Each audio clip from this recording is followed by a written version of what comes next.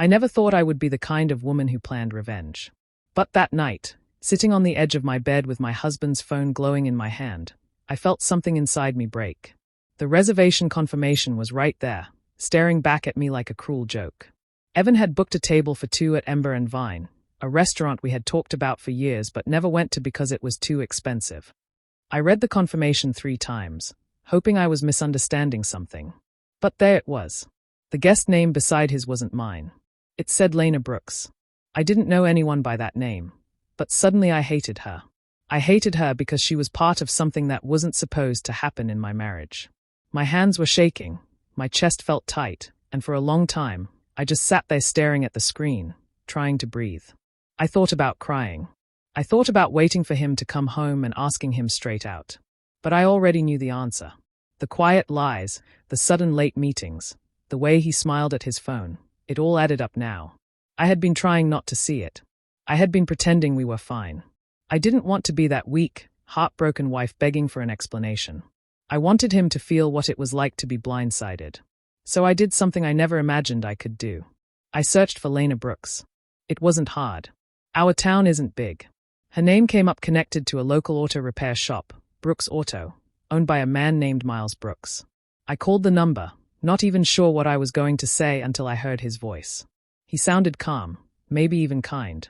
I told him who I was and asked, carefully, if he was married to a woman named Lena. He said yes, and I heard something change in his tone when I told him why I was calling. There was silence, long and heavy. Then he asked me to repeat the restaurant name. I did. He let out a slow breath and said, "All right. Let's make them wish they'd picked somewhere else." I didn't know what he meant at first, but I understood soon enough. Together, we decided to book the table right next to theirs. Same night. Same time. When I hung up, I stared at my reflection in the mirror. My eyes were red, my face pale, but under all that hurt, something else started to rise, calm, steady, cold. For the first time in weeks, I didn't feel powerless. I looked at the reservation again on my phone, memorizing the details. Friday 7:30 p.m. Ember and Vine. My husband, his mistress, and me, sitting close enough for him to see what betrayal really looked like. That night, I didn't cry. I planned. Evan and I had been married for 8 years. Our life together had become steady, quiet, maybe too quiet. We had a routine: work, dinner, TV, bed. It wasn't exciting, but it felt safe. At least, I thought it did. Then, little things started to change. He began coming home later than usual, always with the same excuse about meetings running over. He started wearing cologne again, the same one he used to wear when we were first dating. I remember asking him about it, trying to keep my voice light. He just smiled and said he wanted to freshen up his routine. He also got new shirts, nicer ones, slim-fitting, nothing like the worn-out work clothes he used to throw on without a thought. When I complimented one, he looked almost guilty before mumbling a thanks and hurrying off. That was when I felt the first small crack inside me. Something wasn't right, but I didn't want to believe it. I told myself he was just trying to impress clients. That maybe he was stressed from work.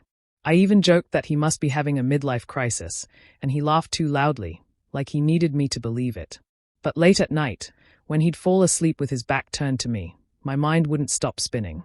He was slipping away, one small lie at a time. Then came the night that confirmed everything. He was in the shower, humming to himself. His phone buzzed on the dresser beside me. I never went through his phone before, never needed to. But that night, something inside told me to look. I picked it up, telling myself it was nothing, that I just wanted to see who it was. The screen lit up, and I saw the message that made my heart stop. "See you Friday, 7 p.m., Lena Kissmark. Just one line, but it said everything. My hands went cold, my stomach twisted, and I could hear the water still running in the bathroom. I just stood there, staring at that message, the little heart emoji glowing like a wound I couldn't close. I didn't cry right away. Instead, I felt this strange calm, like my body knew what my mind hadn't caught up to yet. Evan was cheating on me. The man I shared a home and a life with was making plans with another woman. When he came out of the bathroom, towel around his waist, he smiled at me like nothing had changed. He kissed my forehead and said he'd had a long day. I nodded, pretending everything was normal, while my heart was breaking quietly inside my chest. That night, I lay awake next to him, staring at the ceiling. Every breath he took felt like a lie. I didn't scream or throw anything. I didn't even ask him who Lena was. I just decided that when the time came, I wouldn't be the one left in tears. He had chosen to betray me, and soon, he'd know exactly how that felt. After finding that message, I couldn't stop thinking about the name Lena. It played over and over in my head, like a song I couldn't turn off. I needed to know who she was. Evan had told me so many half-truths lately that I couldn't trust a single word from him. So I decided to find my own answers. I started small. I searched her name online, scrolling through results until I found a local business listing. Brooks Auto Service, owner, Miles Brooks. And under that, a note about a community fundraiser, sponsored by Lena and Miles Brooks. My chest tightened. She wasn't some stranger from out of town. She lived right here, just a few streets away. I recognized her face from the picture beside the article. Brown hair, kind smile, the type of woman you'd nod to in the grocery store without a second thought. The kind of woman who didn't look like someone who'd destroy another person's marriage. But then again, maybe I didn't look like the type of woman who'd have her marriage destroyed either. I sat there staring at her photo, trying to decide what to do. Part of me wanted to slam Evan's phone on the floor and scream until he admitted everything. Another part of me wanted to call this woman and ask why. But instead, I did something else. I called her husband. It took me a few tries to find the courage. My hand shook as I dialed the number for Brooks Auto. A man answered, his voice calm and polite. Brooks Auto, this is Miles. I froze for a second, not sure how to even begin. Finally, I said, Hi, you don't know me. My name is Claire. I think our spouses are seeing each other. There was silence. I could hear the faint sound of a car engine in the background, tools clinking, and then nothing. When he finally spoke, his voice was quiet but steady. What did you say her name was? Lena, I whispered. She's been meeting my husband, Evan. I found messages. They have dinner planned this Friday. The silence stretched again. I almost hung up, thinking maybe I'd made a mistake. Then I heard a deep breath. All right, he said slowly. Thank you for telling me. I had a feeling something wasn't right. I didn't expect him to stay calm. I thought he'd yell or deny it, but instead, he said something that made my heart pound. Let's make them sorry they ever thought we were fools. For a second, I didn't know what to say. But then I realized he meant it, not in anger, but with a kind of quiet strength. We talked for a few minutes more, agreeing to meet at the restaurant they'd chosen. That night, as I hung up the phone, I felt something new, not pain, not sadness, but power. I wasn't just the woman who'd been cheated on anymore. I was the one who knew the truth, and I was ready to use it. Miles called the next morning. His voice was steady, almost too calm, like someone who had already accepted the worst. He told me he'd taken care of everything. The reservation was made at the same restaurant, same time, and our table would be right beside theirs. He said it so simply, like it was just another task to cross off a list. But for me, it meant everything. It meant control. When I hung up, I walked to my closet and stared at the rows of clothes. I didn't know what I was looking for until my hand stopped on a dress tucked in the back. It was deep red, soft fabric, a little daring. Evan had once told me I looked too good for a small-town girl when I wore it. That night, it would be perfect. Not because I wanted him to want me, but because I wanted him to remember exactly what he threw away. Miles and I met once before the dinner, at a small coffee shop away from town. He looked tired but composed.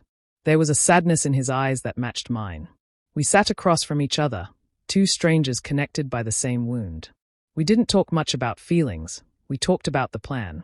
He said we should keep it simple. No yelling, no crying, no big scenes. Just sit there, let them see us, and watch what happens. They'll destroy themselves without us having to lift a finger, he said quietly. He was right. The calm in his voice helped me steady my nerves. We agreed to act like we were just two people having dinner. No anger, no confrontation until the right moment. The goal was to let them feel the weight of their choices, to see us, side by side, and realize their secret world had just fallen apart. That week felt endless. Every time I imagined Evan sitting across from her, laughing the way he used to with me, the anger in my chest burned hotter. I'd lie awake thinking about all the lies he must have told, all the excuses that suddenly made sense. But I didn't let it break me. I focused on the plan. I bought new lipstick the day before, the same shade as the dress. When I looked at myself in the mirror that night, I barely recognized the woman staring back. She didn't look broken. She looked ready. The night before the dinner, Miles texted me just one line.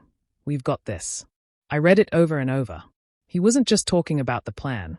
He was reminding me to stay strong. This wasn't about revenge through chaos. It was about calm, quiet power. When I finally went to bed, I couldn't sleep. My heart raced as I pictured the moment Evan would see me there, sitting beside her husband. I imagined his face, the shock, the guilt, the fear. That thought was enough to make me close my eyes and smile, just a little. Tomorrow, he'd finally understand what betrayal feels like. The night came faster than I expected. I remember standing in front of the mirror, taking one last look at myself before leaving. My hands were steady, my hair perfectly done, my red dress fitting just right. I looked calm on the outside, but inside, my stomach was twisting into knots. I wasn't sure if it was fear or anger anymore, maybe both. Miles picked me up right on time. He wore a dark suit, simple but sharp, and gave me a small nod when I stepped outside. We didn't say much during the drive. The silence between us wasn't awkward. It was heavy with everything we both already knew. The lights from the restaurant came into view, glowing warm and soft against the evening sky. My heart started pounding harder with every turn of the wheels. When we stepped inside, the air smelled like wine and roasted garlic. People were laughing softly, forks clinking, the sound of quiet music filling the space. Everything looked beautiful, almost too beautiful for what was about to happen. The hostess smiled and asked for our reservation. Miles said our names smoothly, as if he hadn't been planning this moment for days. She led us through the restaurant, and that's when I saw them. Evan was sitting at a small table by the window, leaning in close to Lena. She was laughing, her hand resting on his arm like she had every right to touch him. The sight hit me like a punch. All those lies, all the excuses, here they were, sitting right in front of me, looking so comfortable together. I felt Miles' eyes on me, checking to see if I was okay. I nodded once, even though I could barely breathe. The hostess stopped beside their table, smiling politely, and pointed to the one right next to them. "Your table, Mr. Brooks." Miles thanked her, his voice calm. We sat down, close enough that I could hear every word they said. Evan's back was to me at first. I saw his shoulders move as he laughed at something Lena said, and then he turned slightly. His eyes found mine. For a split second, the world went silent. His face drained of color. He blinked, like he couldn't trust what he was seeing. I didn't look away. I held his gaze, steady and cold, until he froze completely. Lena followed his stare. When she saw me, her hand jerked, knocking her fork off the table. It hit the floor with a sharp sound that made nearby diners glance over. She looked at Miles next, her face pale as paper. Evan opened his mouth to say something, but nothing came out.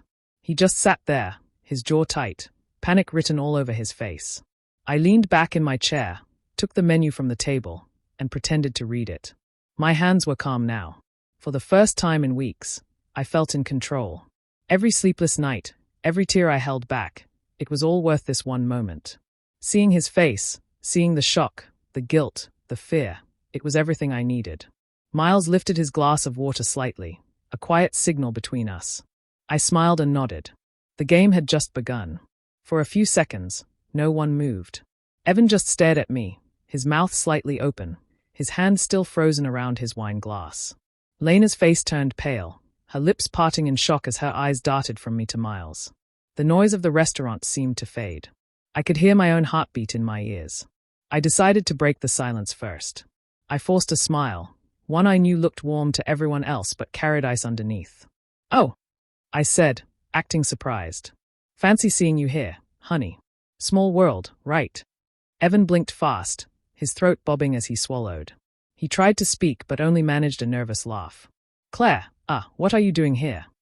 His voice cracked a little. Before I could answer, Miles leaned forward, his expression calm but sharp. "Yeah, Lena," he said slowly, resting his elbows on the table. "Didn't expect to find you dining without me tonight." Her eyes filled with tears instantly. "Miles, I can explain," she whispered, voice trembling. But he didn't say anything more. He just looked at her, steady and quiet, and that silence was worse than any yelling could have been. The air between our tables grew heavy. You could feel the tension from every direction. A few diners nearby had started to notice that something wasn't right, but they kept their eyes down, pretending not to listen. Evan cleared his throat, trying to sound confident. Claire, this isn't what it looks like, he said. The same old line. Hearing it made me almost laugh. I leaned back in my chair, keeping my eyes on him. Really? I said softly. Because it looks exactly like what it is. He opened his mouth again, but nothing came out. Lena wiped at her eyes, whispering something to him under her breath. He looked at her like she'd suddenly turned into the enemy too. I could feel Miles watching the both of them, his jaw tight but his tone calm. He didn't need to say much. His silence said everything: disappointment, betrayal, the kind of pain that doesn't come from strangers. I picked up my glass of water, letting the light catch on the rim, and raised it slightly. My voice was steady. To honesty, I said. May we all find it before it's too late. Evan looked like he'd been punched.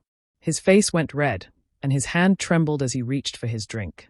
Lena pressed her napkin to her mouth, eyes wet, staring down at the table. Miles lifted his glass too, quietly echoing, to honesty.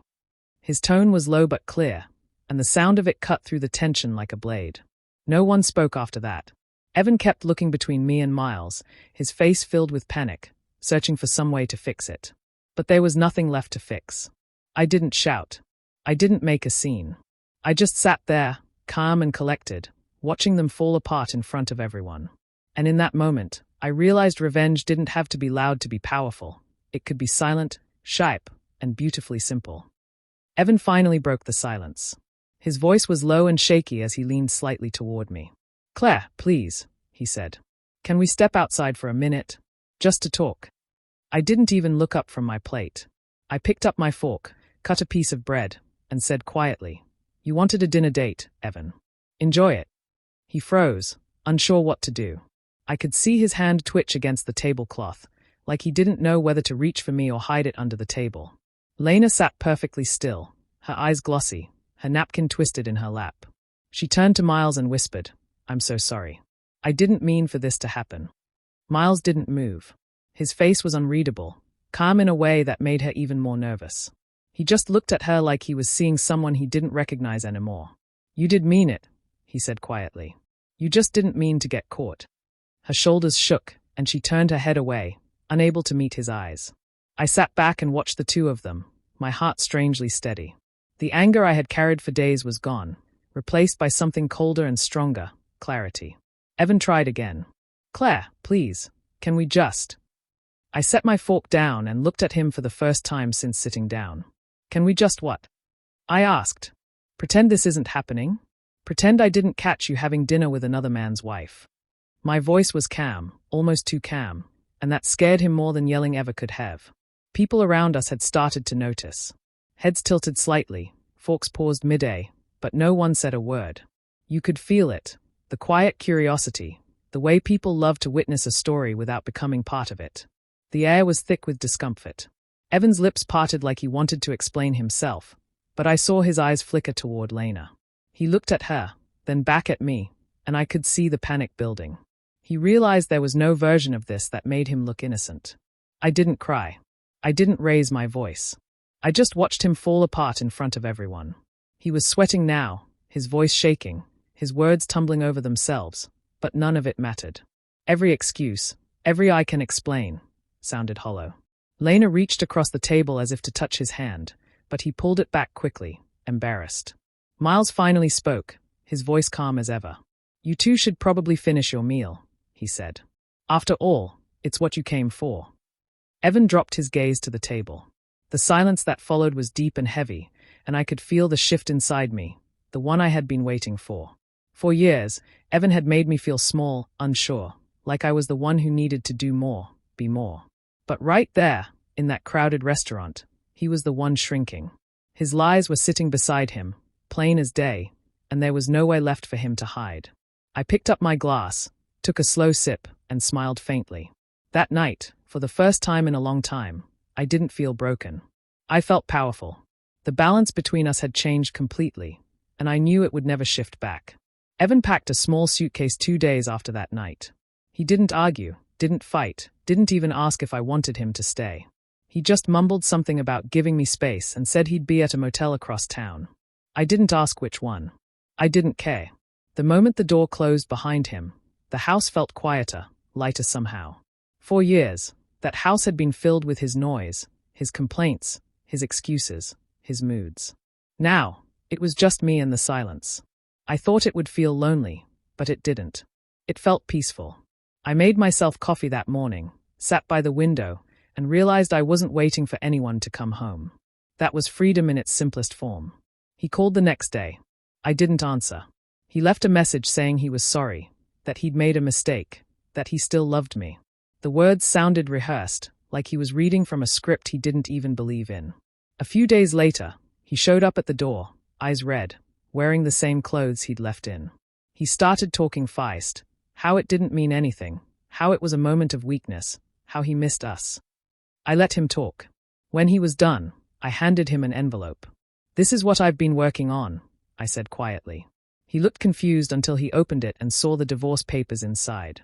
For a moment, he just stared, like he couldn't understand what he was seeing. "Claire," he said softly, "you don't have to do this." "I already did," I replied. "You gave me space, remember? I just used it well." He didn't know what to say after that. He stood there for a few seconds, then nodded slowly and walked away.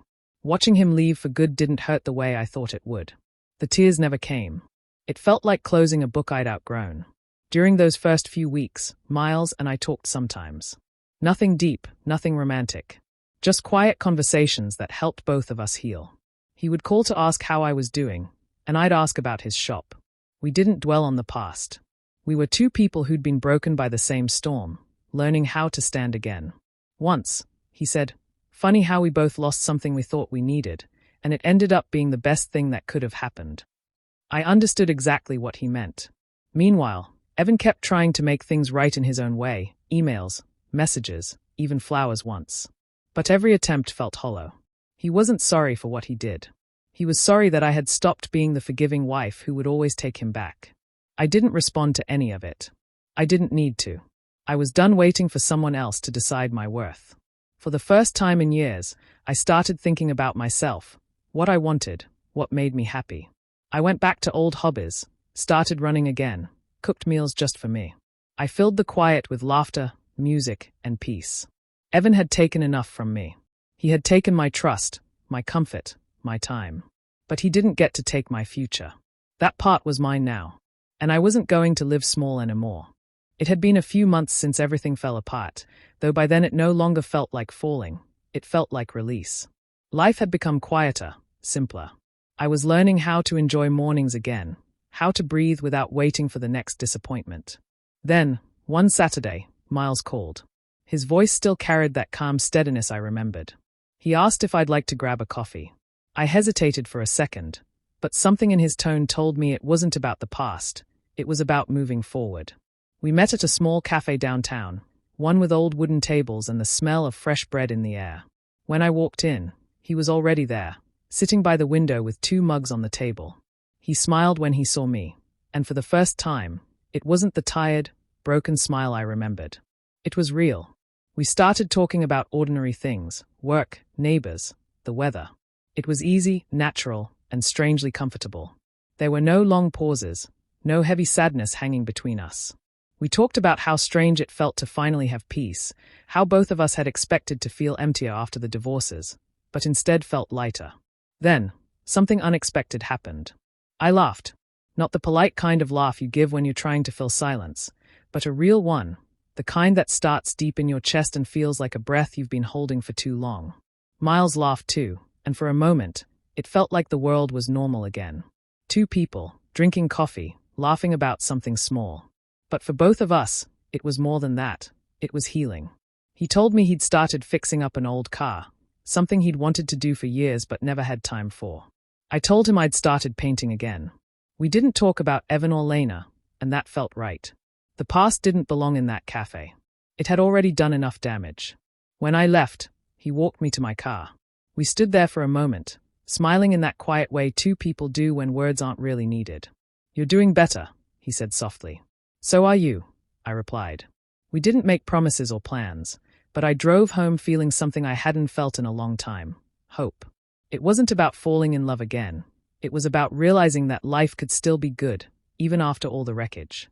A week later, Evan showed up at my door. He said he'd changed, that he'd been seeing a counselor, that he missed me. His eyes looked tired, his voice desperate. For a moment, I almost felt sorry for him. But that feeling passed quickly. I told him I was happy now, and that there was nothing left to fix. He looked like he wanted to argue, but he didn't. He just nodded and walked away, the same way he had months before. As I watched him leave, I felt a quiet satisfaction, not the fiery kind of revenge I once imagined, but something deeper. The best revenge wasn't that dinner, or the look on his face when he got caught. It was this moment, standing in my own doorway, calm, free, and completely at peace. I didn't need him to suffer. I just needed to live well without him. And that was exactly what I was doing. Sometimes, late at night, I still think about that evening, the soft lights of the restaurant, the quiet music, the moment Evan's face went pale when he saw me.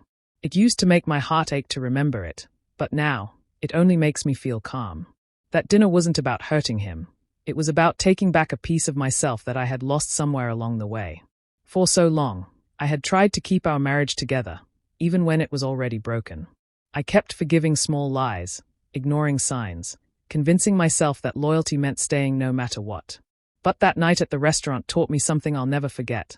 Sometimes dignity means walking through the fire and not letting it burn you down. When I think of Evan now, I don't feel anger. I don't even feel sadness. He made his choices, and I made mine. The difference is, mine led me to peace. His left him chasing a version of his life that doesn't exist anymore. I know he still lives in the same small apartment near his job. Once in a while, I'll see his name pop up on mail that still gets sent to my address. I don't open it. I just drop it back in the outgoing box and move on with my day. That's what my life is now, simple, quiet, and mine. That dinner was my closure, even if it didn't look like it at the time. Watching him sit there, fumbling for words, realizing his lies were no longer hidden, gave me something I didn't know I needed, peace without apology. I walked away with my head high and never looked back. The weeks after the divorce felt strange, like I was learning how to breathe again. But soon, the quiet didn't feel empty anymore. It felt free. I started sleeping better, eating better, smiling without pretending. The sound of my own laughter, the real kind, not the polite one I used to force, became something I treasured. Sometimes, when I catch my reflection, I see someone new. Someone who isn't defined by betrayal or pain. Someone who stood her ground, didn't break, and found strength in stillness. That woman isn't bitter, she's free. People always think revenge has to be loud, messy, and cruel. They picture shouting, throwing things, dramatic endings. But that's not real power. Real revenge is calm. It's walking away without a single tear left to give. It's living well while the person who hurt you wonders how you found peace without them. I didn't ruin Evan's life. I didn't need to. I simply stopped letting him ruin mine. That was enough. Now, when I sit in my kitchen with a cup of coffee and the morning light streaming through the window, I sometimes think about that night one last time. The way his eyes widened, the silence that followed, and the strange calm that came over me. It wasn't anger or triumph. It was freedom. Some people call it revenge. I call it starting over, and this time, I'm finally doing it for me.